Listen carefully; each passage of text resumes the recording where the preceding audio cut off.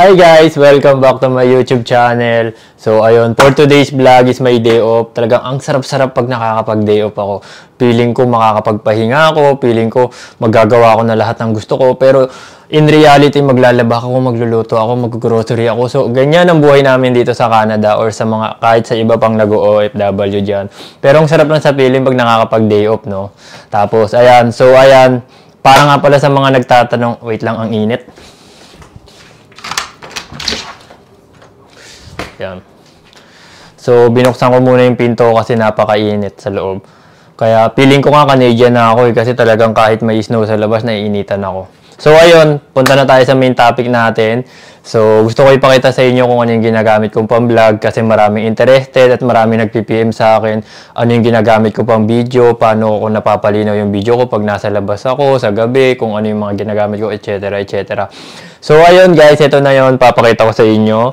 Siyempre, yung unahin ko na yung camera ang ginagamit ko. Actually, hindi naman nagtatapos sa camera yung pagbablog.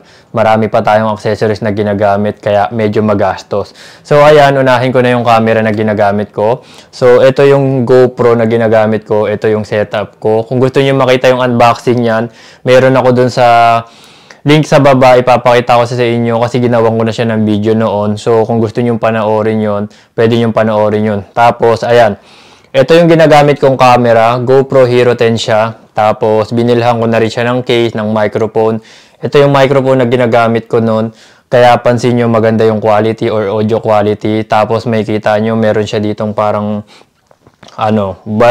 balahibo ng pusa kasi yan yung magtutulong sa atin para hindi tayo pagka mahangin or mga medyo windy sa labas, hindi niya ma-adapt yung hangin. So, yung boses mo lang yung ma-adapt niya. So, kaya maganda yung audio quality na nabibigay niya. Tapos, ayan, kung mapapansin nyo, medyo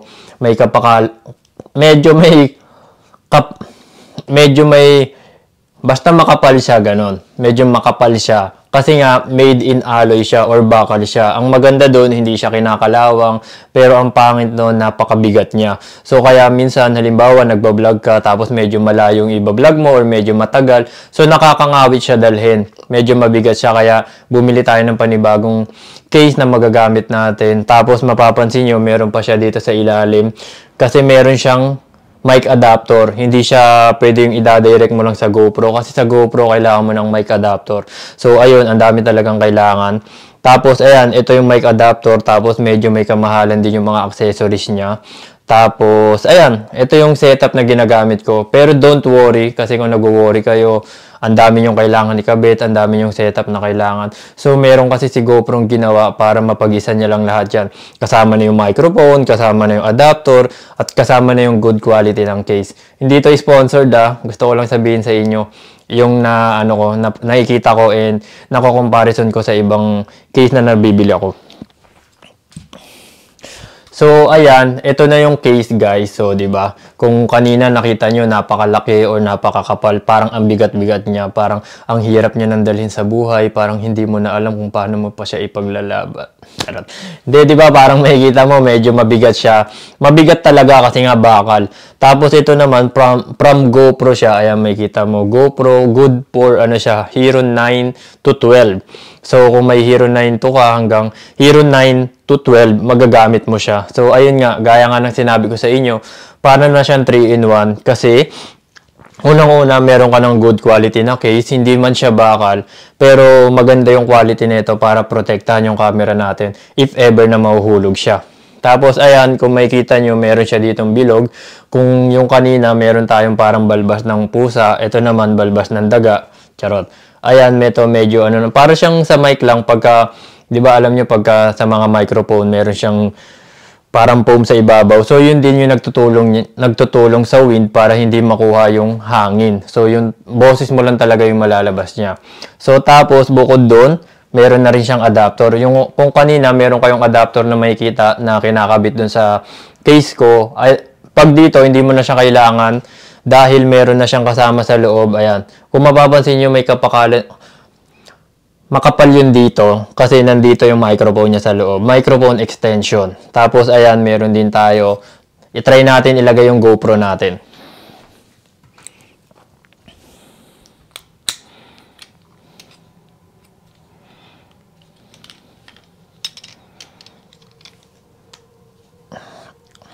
Medyo mahirap tanggalin.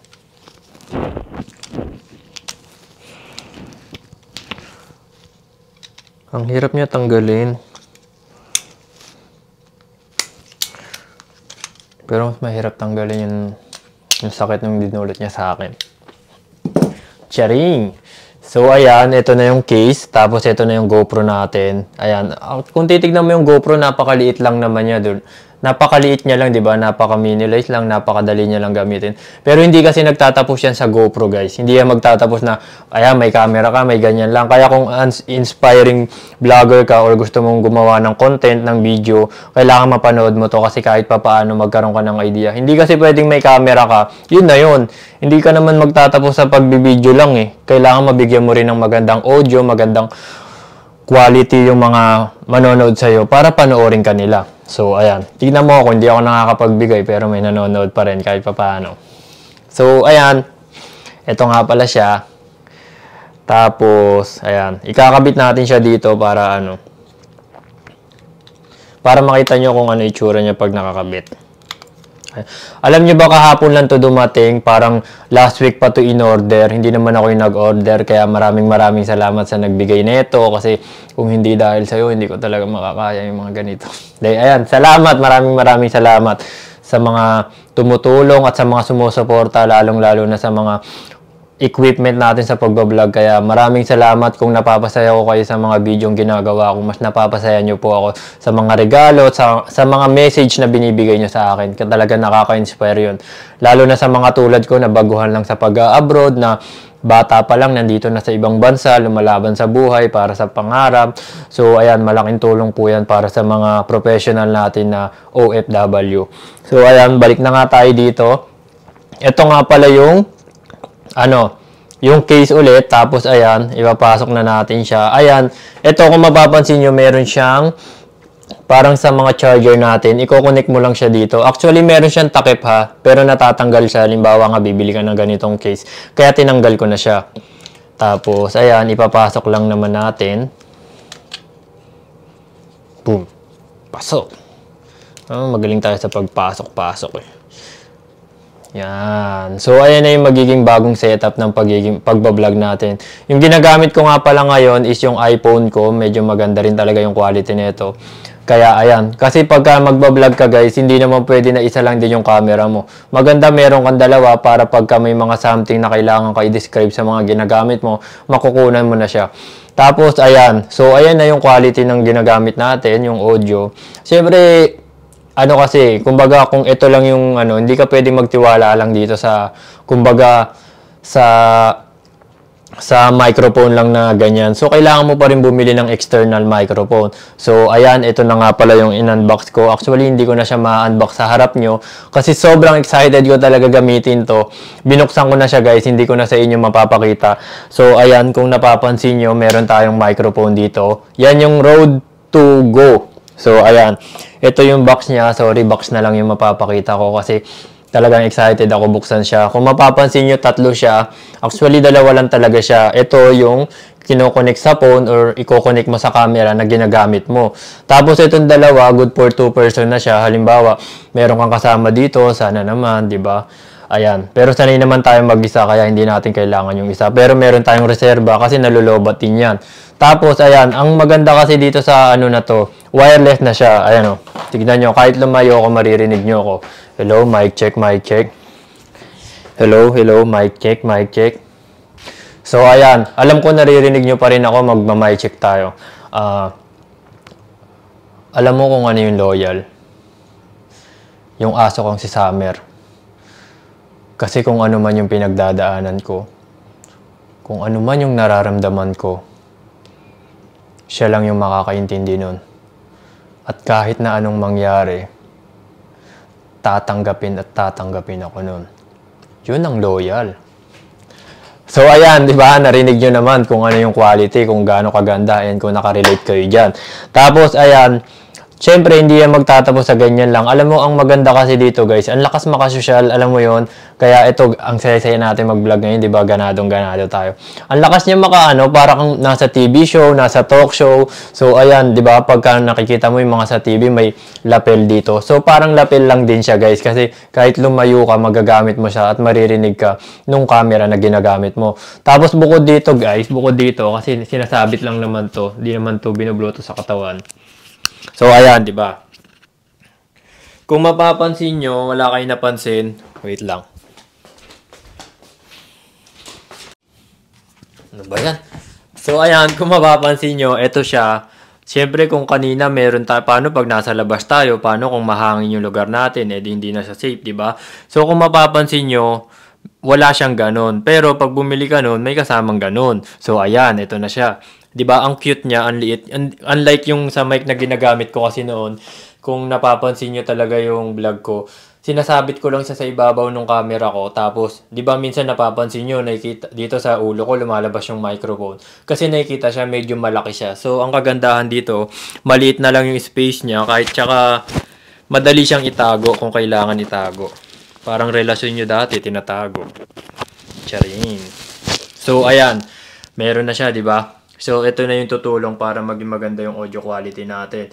So, yan. I-check din natin para makita nyo yung pinagkaiba niya. Hello, mic check, mic check. Hello, mic check, hello. O, ayan. Alam mo kung ano yung definition ng loyal? Yung aso kong si Summer. Kasi, kung ano man yung pinagdadaanan ko, kung ano man yung nararamdaman ko, maiintindihan ako nun. At kahit na anong mangyari, tatanggapin ako nun. Yun ang loyal. So, ayan guys, diba? Narinig nyo na kahit papaano. So, nakita nyo naman kung ano yung pinagkaiba niya, diba? So, ayan. So, ayan lang talaga. Ayan na nga. Tapos, ayan. Gusto nyo sample lang ko kayo. Gusto ko kayo gawa ng music video para kahit papaano nag-i-enjoy kayo sa panonood sa akin. So, ayan. Pero bago yan, gusto ko lang i-end to. Unang-una, maraming salamat sa mga nanood. Tsaka sa mga sana may nakuha kayong idea dyan. Ito nga pala yun. Tsaka yun, ayun. Maraming salamat. Thank you for watching and hopefully nagustuhan nyo. See you to my next vlog.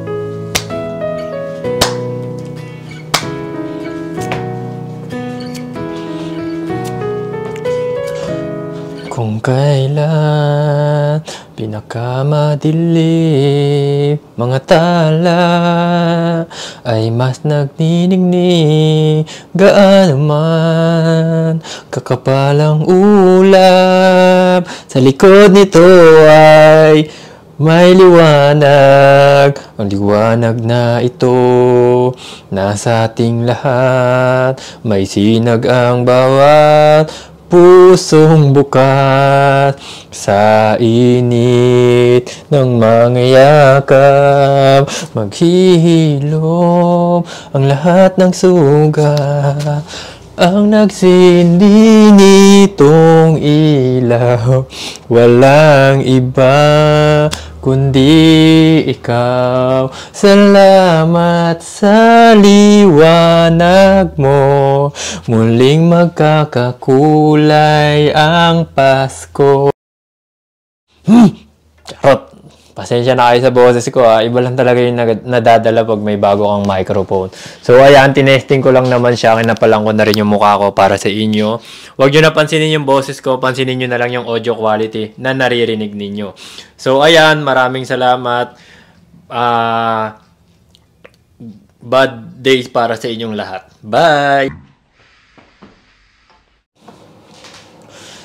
Mga tala ay mas nagniningning, parang ulap sa likod nito ay